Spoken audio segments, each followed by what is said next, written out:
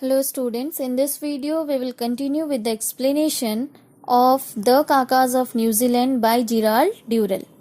In part 1, we have learned that Gerald, who was a nature lover, gives us an account of the Kakas from Kapiti Island near New Zealand. Kakas looks like a large parrot, and the special feature of this rare species bird is that they are trained to come when called. That's why when Gerald, along with his team, reached to Kapiti Island and called Kakas by their name, the flock of birds appeared in the sky. And after examining all their safety, these birds fly down on table to eat the dates served to them. Now let's continue with page 123. One of the latecomers was a baby, and after grabbing a piece of date, he flew nervously back onto the roof of the bungalow and left his parents squabbling shrilly over the dates on the food table. Squabbling shrilly means they were fighting, for the dates. Here, the writer tells us that a baby kaka as reached to table means, but he flew back on roof by taking a piece of date. She was very nervous. She was not comfortable on the table. So, whereas the male and the female birds, they were busy in fighting over the dates on the table. Next, the male then flew up and perched on my head, but I soon found that to have a large and heavy parrot clinging to one's scalp with an extremely sharp set of claws while drooping bits of half-eaten date into your hair at the same time was not the best way of bird watching. Here, the writer is actually commenting that having a bird, a large size of parrot, a large and heavy parrot like kaka perching on your head and feeding them is really not at all the best way of bird watching. Next, also the kaka's sharp beak looked powerful, so I had to continuously feed it dates for fear that I might otherwise have an ear amputated. Amputated means cut off. While I was thus keeping the male occupied, George told me the story of the kakas.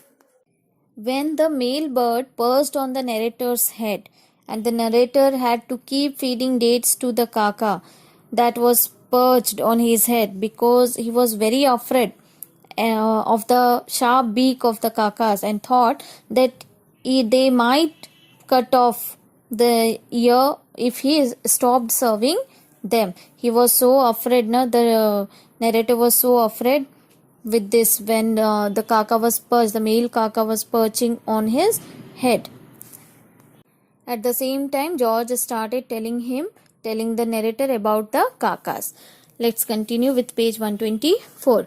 Apparently, there was a flock of 17 birds which came down regularly to the bird table when shouted for. Unfortunately, the day we were there, the majority of the flock must have been over the other side of the island and so could not hear George's bellows.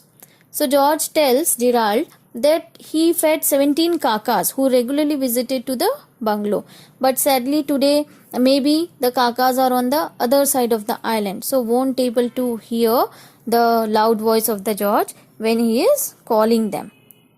Next, this kaka tea party had started with just 2 or 3 birds. Who is telling all this? George is telling to Gerald. That he started this kaka tea party with 2 or 3 birds living in the nearby in the forest near the bungalow.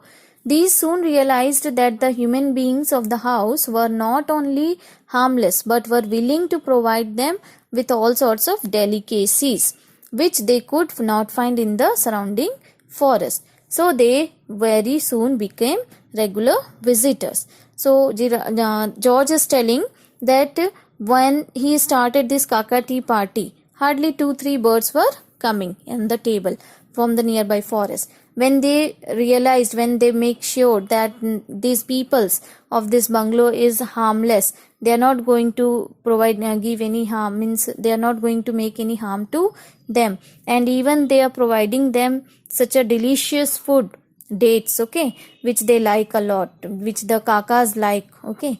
So they convey the message, and then what happens, the news of this soon is spread in the forest, and within a very short time there were 17 kakas swooping down on the bungalow whenever any human being raised his voice. So George tells that when I started it was 2 or 3, but after then they spread the message when they felt that the humans of this bungalow is they are harmless, and even they provide such a delicious food to them which they won't able to get in forest.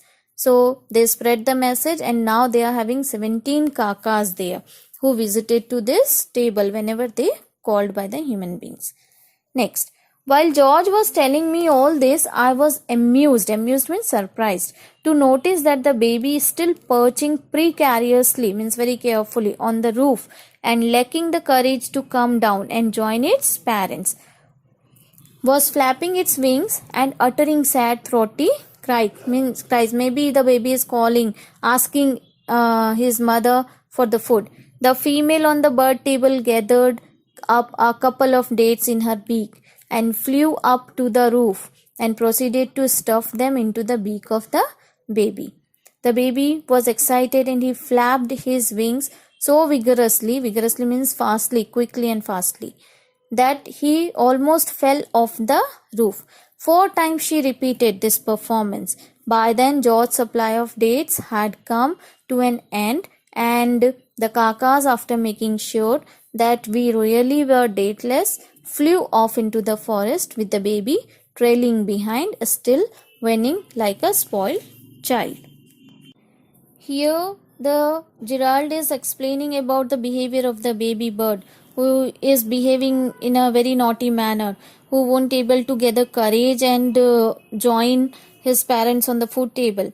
But at the same time he started making noise, shout, maybe he is asking for more food, and the female bird provided him with the stuff on the roof itself. And after some time, when the table was dateless, they all flew back into the forest.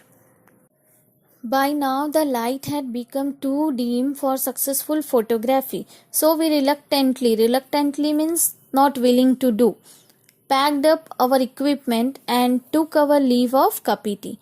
As the launch plowed its way, means they started moving on the across the channel towards the mainland, I looked back at the island. The wild birds of Kapiti were, I thought, not as unusual as all that. If birds and animals anywhere in the world were left in peace and knew that they could trust the humans with whom they came in contact, the world could be full of Kapitis.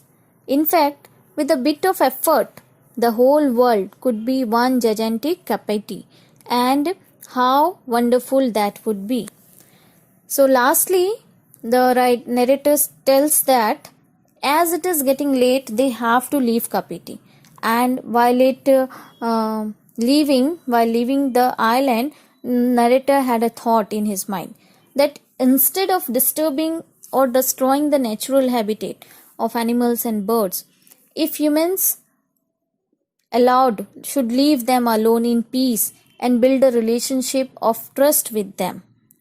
He feels with a small effort the whole world can be a gigantic Kapiti, as there the kakas lives in peace and fearless environment, as they had a trust on the peoples, on the human beings in that island. So in the same manner, if in the whole world the human beings does the same behavior with the animals and birds, then the whole world will become like a Kapiti. So students, this story shows how a bond of trust can exist between birds and humans with just a small effort. So make a small effort to provide such a peaceful and safe environment to the animals and birds, so that to conserve our environment.